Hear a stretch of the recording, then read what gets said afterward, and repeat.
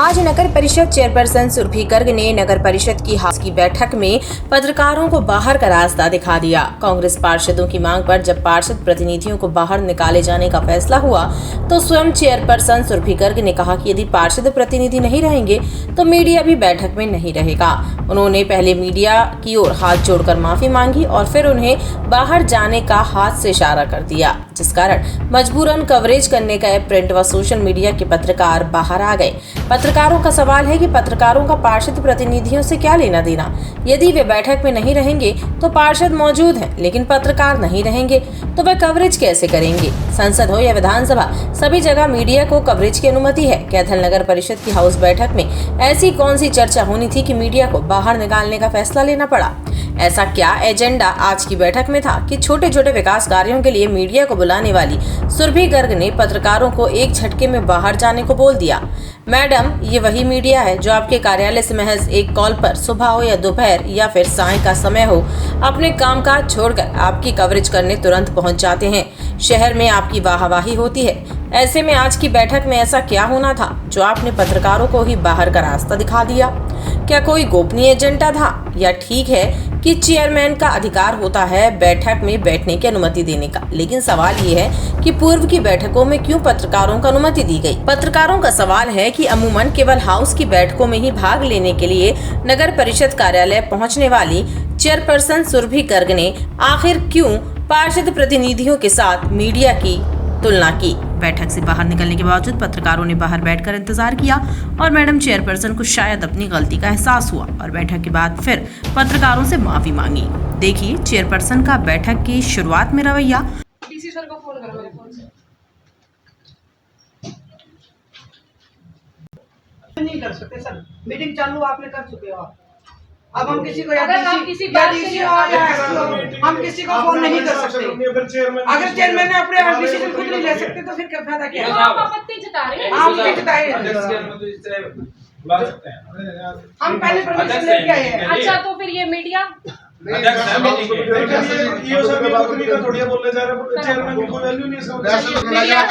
बंधुओं से माफी चाहते हैं और हमारे पार्षदों को आपत्ति है कि मीडिया या फिर कोई प्रतिनिधि ना बैठे। तो मैं आप लोगों से एक मिनट, फिर आप सिलेक्ट करोगे कि कौन बैठेगा कौन नहीं बैठेगा। मैं आप लोगों से आज सिलेक्ट करेंगे आप लोग कृपा करके आज। और बाद में मैडम चेयरपर्सन ने कैसे अपनी सफाई दी।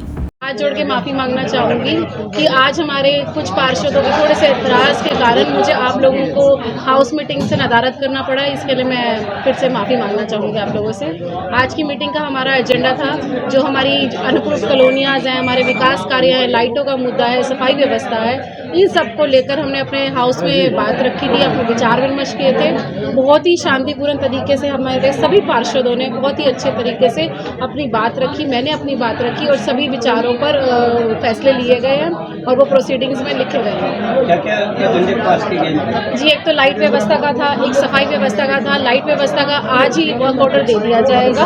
आज ही हम अपनी पूरी कोशिश करेंगे कि एक हफ्ते के अंदर अंदर शहर में कोई भी डार्क स्पॉट ना हो। एक सफाई का मुद्दा था, सफाई के मुद्दे के लिए नाइट स्वीपिंग का टेंडर भी जल्द ही लगा दिया जाएगा, क्योंकि शायद कहीं ना कहीं सफाई व्यवस्था दुरुस्त नहीं हो पा रही है। उसके लिए हमने टेंडर आज नहीं तो एक दो दिन में हम टेंडर लगा देंगे। शहर में हमने एमसीओ से उनकी डिमांड पूछी है, जहाँ जहाँ उनके डिमांड होगी कि हम तो सिर्फ ये चाहते हैं कि कोई डार्क स्पॉट शहर में ना हो। एमसी जितनी लाइटें अवेलेबल है उतनी लाइटें लगवाएं और उसके बावजूद भी अगर उनकी कोई डिमांड है तो वो डिमांड भी हमें लिखवा दें ताकि हम वो जल्दी वर्क ऑर्डर दे सकें। मैंने अनअप्रूव्ड कॉलोनी को लेकर भी बातचीत जी बिल्कुल, और पैचेस को लेकर मेल भी आई थी ट्रैफिक ऑफिस से, लेकिन उसके अंदर देरी हुई है। जी, हमारी यही बात है कि हमने 20 कॉलोनियाँ अप्रूव करा चुके हैं, जैसे कि आप सभी को पता है। उसके बाद 16 कॉलोनियों के लिए भी हम क्वेरीज मांग रहे हैं, वो हमसे लगातार क्वेरीज का जवाब दे रहे हैं। हम भी चाहते हैं कि जल्दी से जल्दी 16 कॉलोनियाँ और अप्रूव हो गया। एक महीने पहले मेल आई थी मैडम, उसका रिप्लाई नहीं किया। जी, वो मेल हमारे नाम से नहीं आई थी, वो मेल डीएमसी ऑफिस के नाम से आई थी, तो हम उसका जवाब नहीं दे सकते। तो फिर क्या उन अधिकारियों पर कार्रवाई जी होगी? बिल्कुल, लिखा हम उन पे जाएगा? कार्रवाई नहीं कर सकते, उनको डायरेक्टर साहब से बोलना पड़ेगा, वो उन पे कार्रवाई करेंगे, हम डीएमसी पे कार्रवाई नहीं कर सकते। हाँ जी मुद्दे उठते हैं जी क्या धरातल पर काम नहीं हो पाता सर? जी, ऐसा नहीं है कि धरातल पर काम नहीं हो पाता। बात सिर्फ इतनी है कि धरातल पर काम एक से के बाद एक होगा, टर्न बाय टर्न काम होगा। आप धरातल पर काम की अगर आप चाहते हैं कि आपको और डिटेल चाहिए तो आप ईओ सर से ले सकते हैं। 300 गलियां हमारे पास आंकड़े हैं, कितने विकास कार्य, हर धर्मशाला में आज कोई ना कोई निर्माण कार्य चल रहा है। पुरानी से पुरानी धर्मशाला चौकों पे आप देखेंगे तो निर्माण कार्य चल रहा है। जी अभी अब तो हमने विकास कार्यों की चर्चा अभी हमने हाउस मीटिंग में की है कि कहीं भी शहर में सफाई व्यवस्था दुरुस्त होनी चाहिए। गेटों का निर्माण हमारा एक के बाद एक हो रहा है। तोरण द्वार हमारा सेमी कंस्ट्रक्टेड है, वो बहुत ही जल्द बनने वाला है। और भी जितने भी काम हमारे विकास कार्य दर बदर चलते ही जा रहे हैं। अधिकारियों ने मिलकर यही डिसाइड किया है कि अगली मीटिंग से एक बिजली बोर्ड का और एक पब्लिक हेल्थ डिपार्टमेंट के एक्शन भी हमारी मीटिंग में जरूर होगा। 31/1 को आज से 2-3 साल पहले जो भी कॉलोनियाँ काटी गई उसकी सारी प्रॉपर्टी आईडी एग्रीकल्चर की दिखा रखी है, ठीक है। और 31/1 को नोटिस दिए गए थे, 31 जनवरी को नोटिस दिए गए थे भी ये कॉलोनियाँ अवैध कॉलोनियाँ हैं। परंतु क्या हुआ, नगर परिषद ने ईडी का काम करके उसको बीजेपी में शामिल किया और वो कॉलोनिया के उसके पास कोई नोटिस ही नहीं है। इस चीज़ की आपने सदन में आवाज़ उठाई और ये साहब को कहा है कि इसके ऊपर प्रस्ताव हमारा लिखा जाए और उनको दोबारा नोटिस भेजा जाए भी ये कॉलोनियाँ अवैध है। ये कॉलोनियाँ 16 कॉलोनियाँ तो राम प्रताप गुप्ता की है जिनको नोटिस दिया गया है, जिनमें कुछ मकान बने हुए हैं। और एक कॉलोनी है गोयल जी, अपना अशोक गोयल जी की, उन्होंने कॉलोनी काट रखी है। और इन कॉलोनियों को एक नोटिस दे चुके हैं, दोबारा हमने नोटिस देने की मांग की है। इन पर कार्रवाई हो और इनको अतिक्रमण कराकर इसको घेरा जाए। कहाँ है कॉलोनियाँ? ये कॉलोनी है मैं बताता हूँ आपको, जींद रोड, अग्रसेन पट्टी चौधरी खसरा 66 8 9 10 67 6 1 6 2 को अवैध रूप से कॉलोनी को विकसित किया जा रहा है। किसकी है? ये कॉलोनी है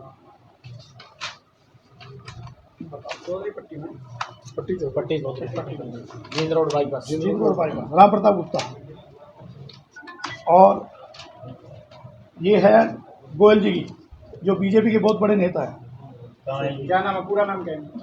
अशोक गोयल। कौन सी कॉलोनी का कहाँ काटी है? ये कॉलोनी काटी है इन्होंने रजनी कॉलोनी पट्टी चौधरी के खसरा नंबर 14-12-22 और 14-13-2 अवैध कॉलोनी से विकसित किया जा रहा है, जिसमें दोषियों द्वारा मिट्टी डालकर गलियां बनाई जा रही हैं, जो कि हरियाणा विकास और नियंत्रण शहरी अधिनियम 1975 की उल्लंघना है, जिसके तहत कार्रवाई विभाग द्वारा की जाएगी, पर वो कार्रवाई रोक दी गई है।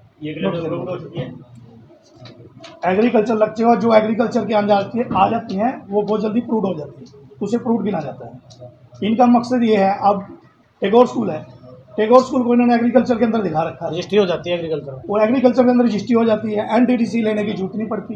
जब पीछे पर मुख्यमंत्री जी ने कहा था भी जिन्होंने एनडीडीसी लेने की, एग्रीकल्चर के अंदर जो जमीन होगी एनडीसी लेने की जरूरत नहीं है, उसमें साथ रजिस्ट्री हो जाएगी।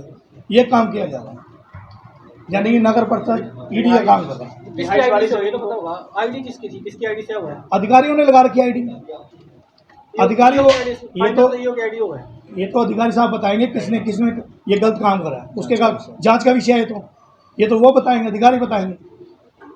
और कौन कौन से नेता, राजनीतिक नेता शामिल लगते हैं आप? बता तो रहा जी, 16 तो हैं राम प्रताप गुप्ता की और अशोक गोयल जी की है, और एक उसकी है, क्या नाम है जी, अनुश्राव की है, पर उनके पास नोटिस नहीं गया, कॉलोनी उन्होंने भी काट रखी है। और पानी की टंकी के नीचे जो ग्रीन बेल्ट है,